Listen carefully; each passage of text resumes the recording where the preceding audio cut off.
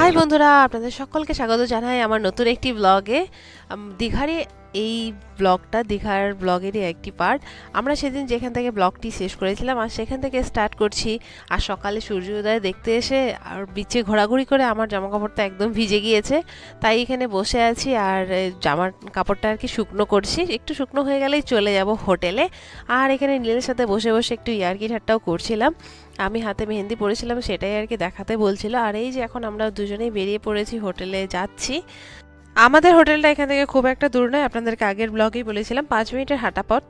আমরা এখন হেঁটে হেঁটে যাচ্ছি। দেখুন আকাশটা এখনও পর্যন্ত মেঘলা আছে আর হালকা রোদ বেরিয়েছে, রোদটা অনেকটাই এখন বেরিয়ে গেছে। আর এই দেখুন কতটা মেঘ জমে আছে। সকালবেলা একদম অন্ধকার ছিল, আমরা তো ভেবেছিলাম যে সূর্য দেখা যাবে কিনা এত মেঘের ভিতরে।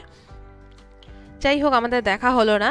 আর কালকে দিনটা হাতে আছে, কালকে আবার চলে যাব সূর্যোদয় দেখতে। আর এখন আমরা উঠে পড়েছি লিফটে, চলে যাচ্ছি উপরে। আর ব্রেকফাস্টটা এখানেই করব, হোটেলেই।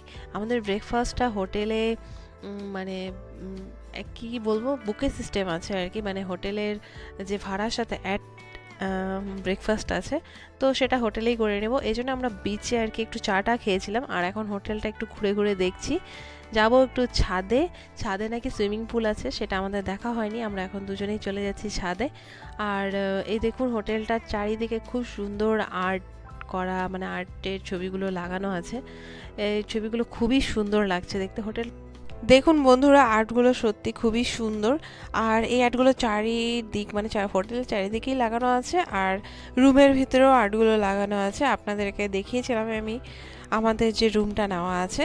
আর চলুন এখন আপনাদেরকে দেখাই উপরের যে ছাদ বাগান আর হোটেলের যে সুইমিং পুলটা কতটা সুন্দর। আমাদেরও দেখা হবে, আপনারাও দেখে নেবেন।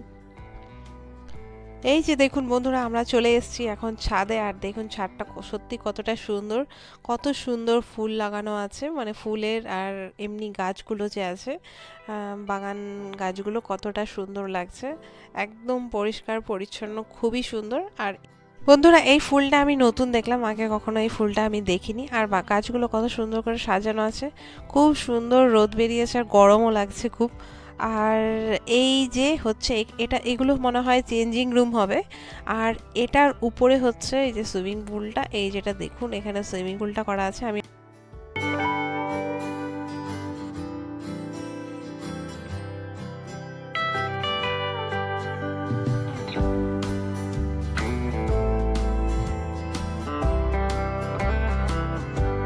চলুন বন্ধুরা, আপনাদেরকে উপরে গিয়ে দেখাই সুইমিং পুলটা কেমন, আর আমিও দেখে আসি।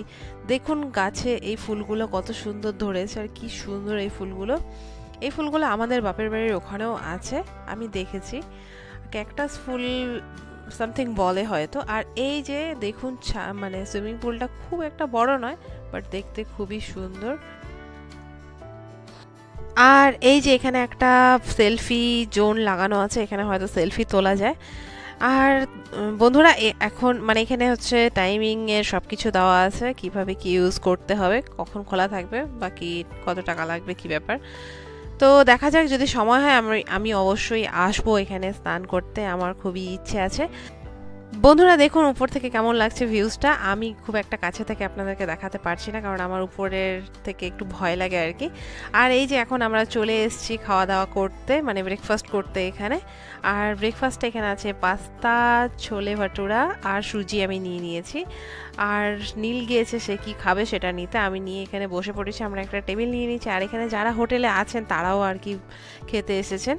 তো বন্ধুরা, আজকের মতো ব্লগটা এখানেই শেষ করছি। আবার চলে আসবো আরেকটি পার্ট নিয়ে।